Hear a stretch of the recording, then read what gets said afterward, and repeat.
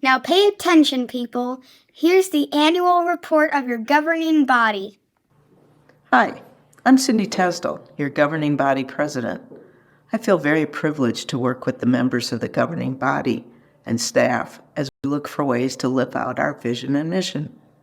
I'm honored that you have placed your trust in me to lead us into uncharted waters. As we have learned in 2023, the waters are not always calm with smooth sailing. Sometimes it is stormy and the going is rough. And yet, we have hope for the future. We initially thought Lux pulling out of the sale of our property was a bit devastating. And yet, the opportunity to work with the Housing Authority of St. Louis County quickly presented itself. The process of gathering partners for the work ahead yielded many positives. Deeper connections with other congregations in Webster Groves, garnering community support through our house parties, open houses, and community forums, strengthening our relationship with the leaders of Webster Groves. All of these good things came out because Lux pulled out. And although we didn't get the tax credit approval that we were hoping for in December, our dream for providing affordable senior housing on our church property remains real. Our mission has not changed. And yet, we look forward to discovering what God has in store for us in 2024. Okay, I know you're going to find this next report very interesting. In 2023, our staff, Wendy, Jen, and Darcy, continue to provide leadership, counsel, music education, and spiritual well-being. Wendy led us from one building to another on Palm Sunday and provides inspiration through her sermons. Jen keeps the process going with her tech skills and her pastoral counseling. Darcy brings us music from adults and children while continuing to encourage our young people and organize the scholars of the CDF Freedom School. Joni resides servant team. Peace member contributions enabled us to financially support these organizations. Peace members' feet did all of this in 2023. Black Lives Matter vigils. With Churches Together for Justice, we vigiled and marched to address gun violence. We traveled to Jeff City to support trans youth. We stood with healthcare workers during the SEIU strike. We lifted our youth with Freedom School, Sprouts of Peace, and Ready Readers. We helped build homes with Habitat for Humanity. With MCU, we gathered signatures, knocked on doors for the Healthy Families Initiative and environmental justice. We shared God's love at Pride. We worked with the Ashray Foundation's ID clinic, and Peace folks answered the call when the family from Afghanistan needed our help. Just checking, do we still have everybody's attention? Hi, Nikki Clark. I'm the newest member of the governing body, taking over the administration team. Our primary job is to store and archive digitally all the history and documents of the church.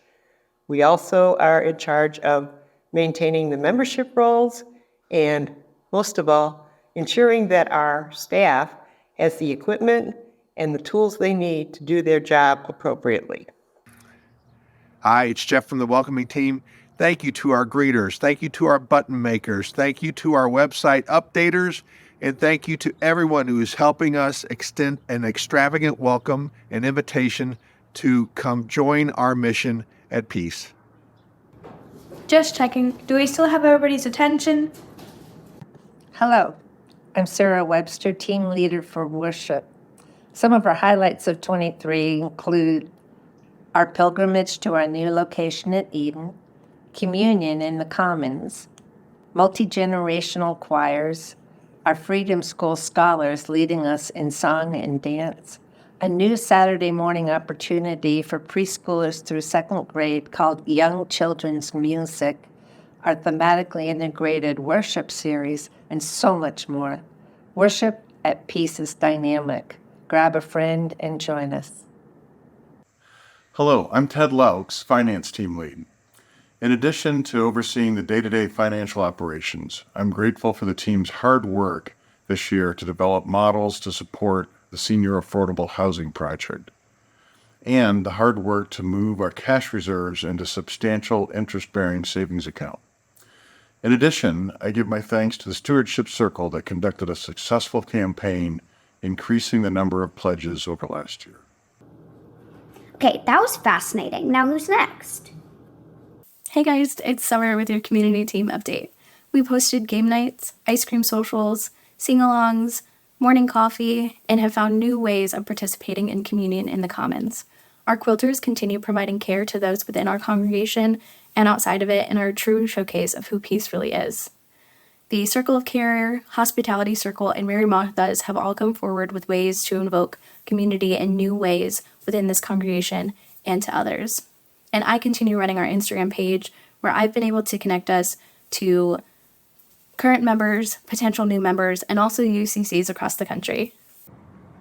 Hi, I'm Tina Robbins, Facilities Team Lead. 2023 was marked by a sooner than expected move from the 204 building and renovation of our new space at Eden Seminary.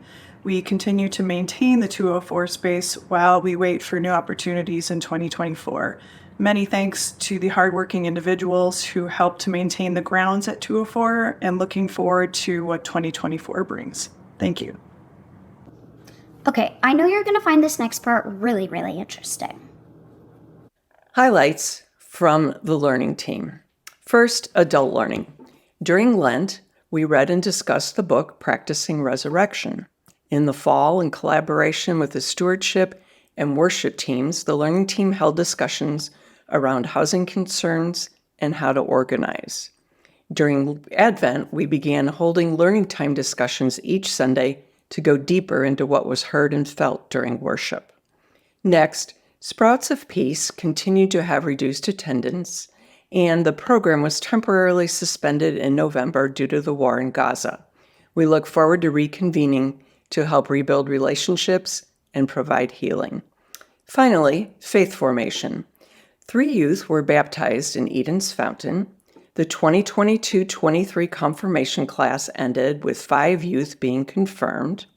A new faith formation group was started to include our youngest, preschoolers through 2nd graders, who gather each week for enthusiastic interactions and activities. And finally, the 3rd through 5th and 6th through 9th graders meet twice monthly for dinner and a time of learning through activities and creative projects to join God's work in the world. And that's a wrap. Any questions?